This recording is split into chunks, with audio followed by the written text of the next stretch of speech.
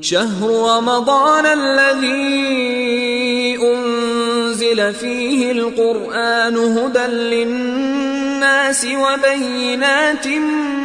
من الهدى والفرقان اعوذ باللہ من الشیطان اللعین الرجیم بسم اللہ الرحمن الرحیم الحمد للہ وکفا وسلام علی عبادہ الذین اصطفیٰ محمد وعطرتہ الطاہرہ اما بعد۔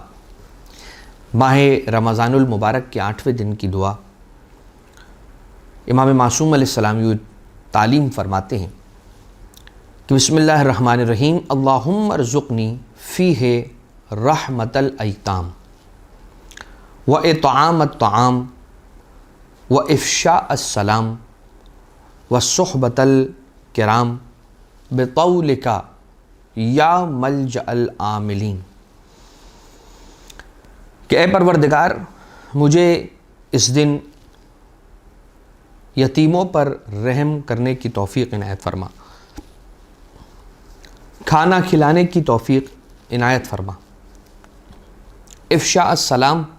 سلام میں پہل کرنے کی توفیق عنایت فرما یا بآواز بلند سلام کرنے کی توفیق عنایت فرما، وصحبت الکرام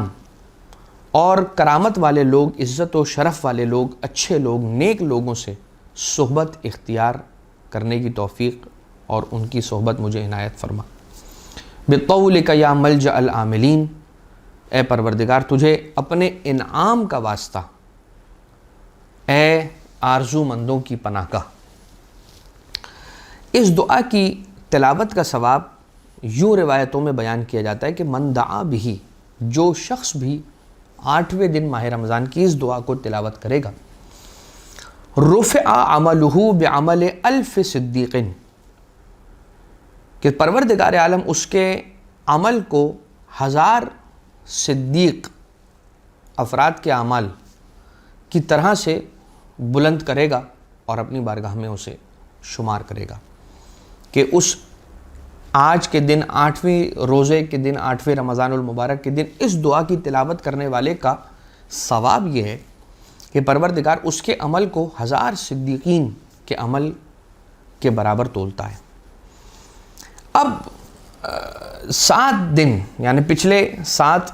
جو دروس ہیں یا پچھلی 7 دعائیں ہیں، ان 7 دعاؤں کے اندر اگر آپ غور کریں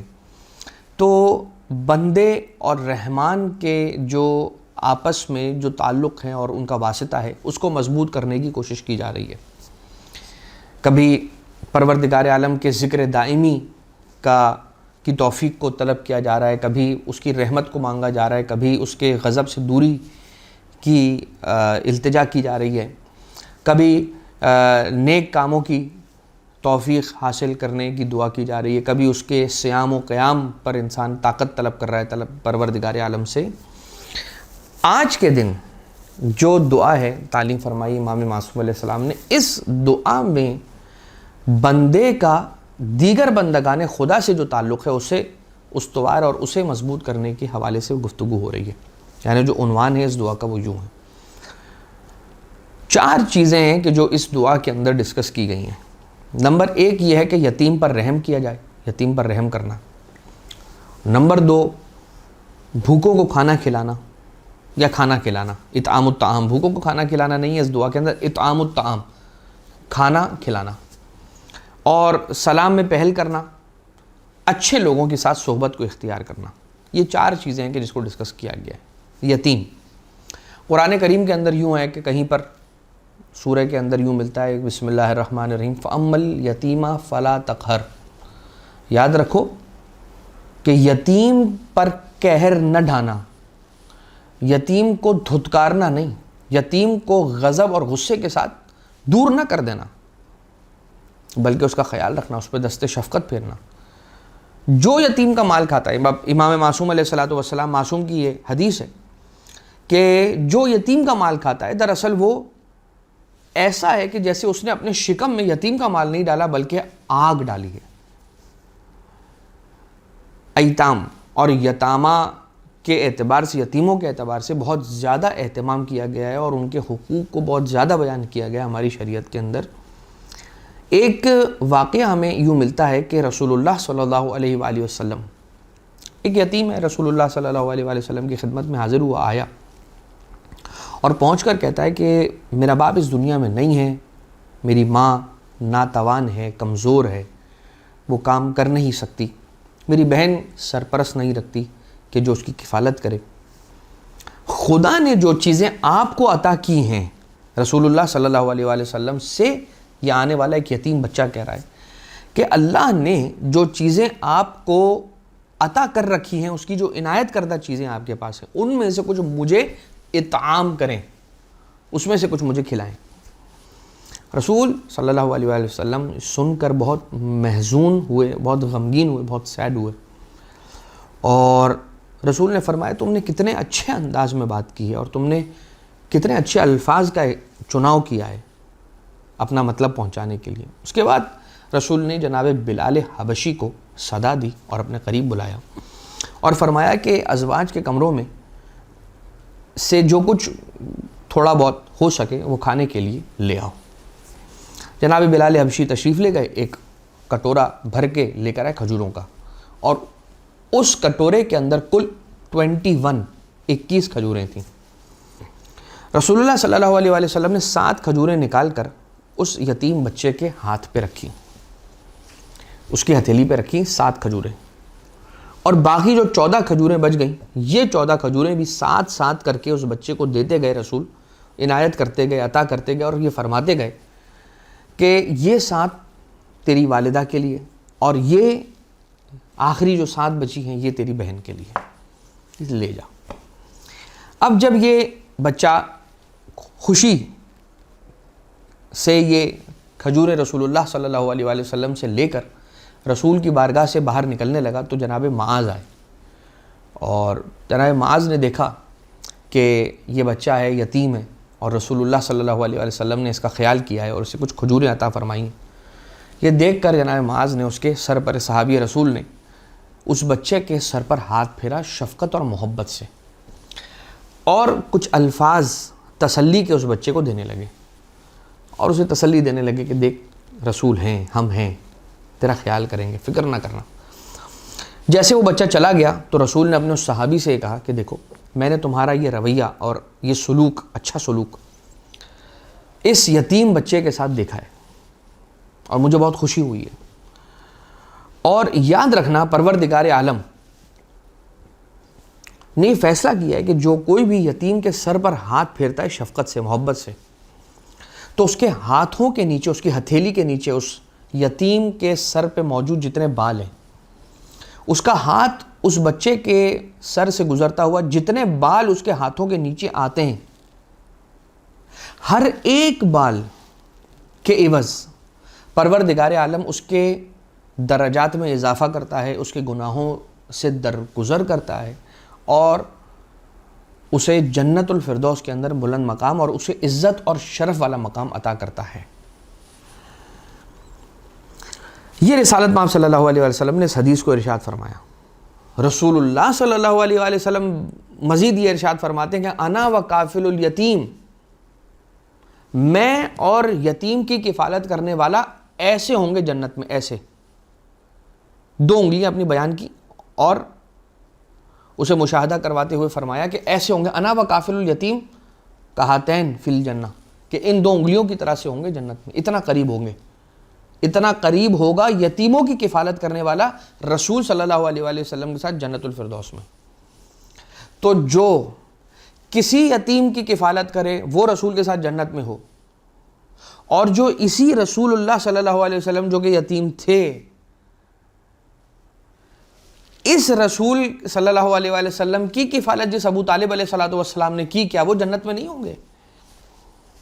یقیناً رسول کے ساتھ حضرت ابو طالب علیہ السلام بھی جنت میں ہیں۔ لہٰذا کافل الیتیم، یتیم کی کفالت کرنے والا میرے ساتھ جنت میں ہوگا۔ اب آ جائیے کھانا کھلانا۔ ایک تو یہ تھا کہ اللہم ارزقنی فیہ رحمت الایتام، پروردگارہ تو مجھے اس دن میں یتیموں پر رحم کرنے کی توفیق عنایت فرما، اور دوسرا کیا، اطعامت طعام، اور مجھے کھانا کھلانے کی بھی توفیق عنایت فرما۔ کھانا کھلانا بلاؤں کو رد کرنے کے لیے، رد بلا کے لیے، توفیقات میں اضافے کے لیے، گناہوں کی معافی کے لیے اتنا سریع عمل ہے، اتنا تیز عمل ہے، تیر بہدف عمل ہے کہ جس کو بیان نہیں کیا جا سکتا. بہت تیزی کے ساتھ اس کی بلائیں دور ہوتی ہیں، مصیبتیں اس سے دور ہوتی ہیں. کھانا کھلانا، وَإِفْشَاءَ السَّلَامِ، سلام کرنے میں پہل کرنا، آگے بڑھ کر سلام کرنا. مگر مسئلہ یہ ہے کہ جب انسان کی انا آڑے آ جائے، مگر یہ ہے کہ جب انسان کا سٹیٹس اور اس کا ایک سٹینڈرڈ اور خود اس کا ایک برانڈ ہونا یہ آڑے آ جائے تو وہ کیوں کسی کو سامنے سے سلام کرے گا. ہمارا معاشرہ ہے بھی اس طریقے کا کہ اگر کوئی شریف انسان یہ سوچتا ہے کہ میں کسی دوسرے شریف کو، لیکن چونکہ وہ پیسے والا ہے، اس کو اگر سلام کرنے میں پہل کروں گا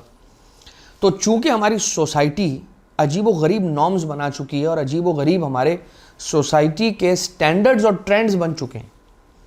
کہ اگر کسی مالدار کو سلام کیا ہے کسی کم مالدار شخص نے تو یہ کہا جائے گا کہ اس کے مال کی وجہ سے سلام کر رہا ہے. لہٰذا لوگ یہاں پر ایک دوسرے کو سلام کرنے سے کتراتے ہیں اور اجتناب کرتے ہیں اور گھبراتے ہیں کہ بھئی میں اگر کسی کو سلام کر لوں گا تو کوئی کیا سوچے گا. انسان کی اپنی نیت ٹھیک ہونی چاہیے بس. اس کے بعد دنیا کیا سوچتی ہے وہ اس کی بات ہے، اس کی نیت ہے، اس کا اپنا عمل ہے. لیکن ہمیں اپنے معاشرے کے نارمز کو بھی ٹھیک کرنا ہوگا. بہت آسان ہوتا ہے کسی کے لیے یہ کہہ دینا کسی کے بارے میں کہ دیکھو وہ کسی کی بیجا خاطر تواضع کر رہا ہے، نعوذ باللہ. اس کے لیے جو الفاظ ہمارے معاشرے کے اندر استعمال کیے جاتے ہیں وہ تو یہاں اجازت نہیں دیتا ممبر کے یہاں سے ادا کیے جائیں، لیکن نہیں. اور جب خود وہ کسی کے لیے جملہ کہنے والا کسی کی احترام کے اندر، تعظیم کے اندر اسے سلام کرے گا تو اس کے بارے میں کیا کہا جائے گا. لہٰذا سلام کرنے میں پہل کرنا چاہیے، اس لیے کہ جو سلام میں پہل کرنے والا ہوتا ہے پروردگار عالم نے تقریباً ساری کے ساری حسنات اور نیکیاں اس کے لیے رکھی ہیں. سلام کا جواب دینے والے کے لیے 1 حسنہ ہے اور جو سلام میں پہل کرنے والا اس کے لیے 99.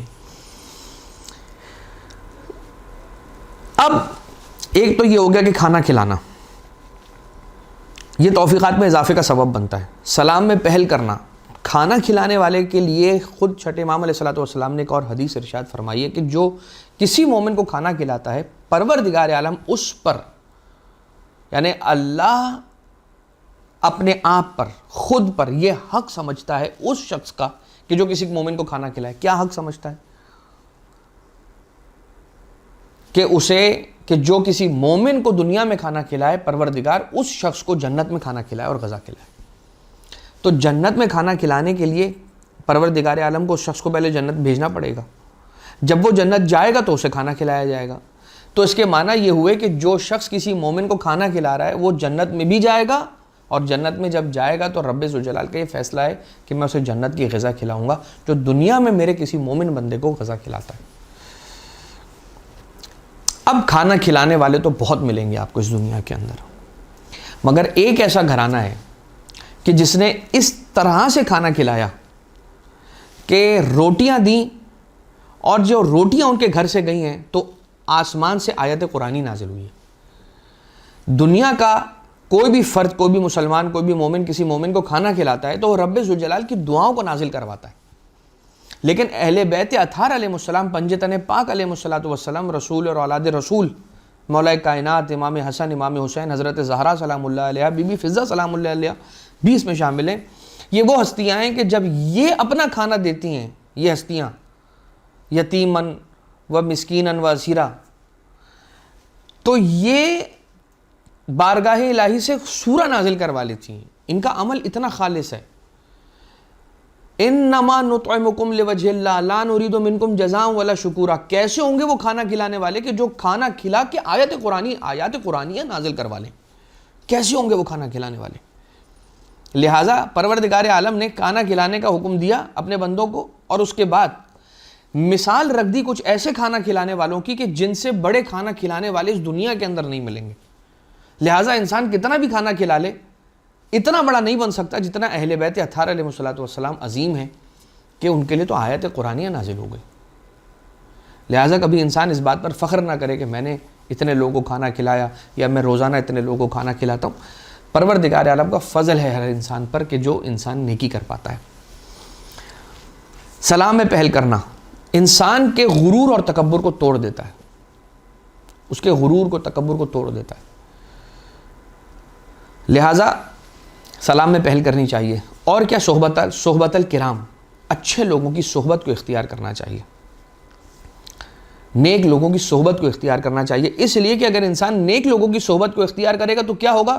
بالآخر وہ نیک لوگوں جیسا ہو جائے گا. مولا امیر کائنات علیہ السلام فرماتے ہیں کہ تم اچھے لوگوں سے دوستی کرو تاکہ ان جیسے ہو جاؤ, اور اگر برے لوگوں سے دوستی کرو گے تو ان جیسے ہو جاؤ گے. لہٰذا تم جیسا بننا چاہتے ہو ان جیسے لوگوں کے ساتھ دوستی اختیار کرو. پروردگار عالم سے دعا کرتے ہیں کہ بار الہ تجھے واسطہ محمد و آل محمد کا ہمیں اچھے دوست عنایت فرما, اور جو اچھے دوست نے ہمیں دے رکھے ہیں ان کی دوستی ہمارے ساتھ برقرار فرما, ان کی دوستی کا حق ادا کرنے کی ہمیں توفیق عطا فرما. پروردگارہ جو مومنین ہیں انہیں کھانا کھلانے کی توفیق عنایت فرما, اور اپنی رحمتوں کا مرکز ہم سب کو قرار فرما. وما علینا الا البلاغ المبین وصلی اللہ علی محمد و آلہ الطیبین الطاہرین.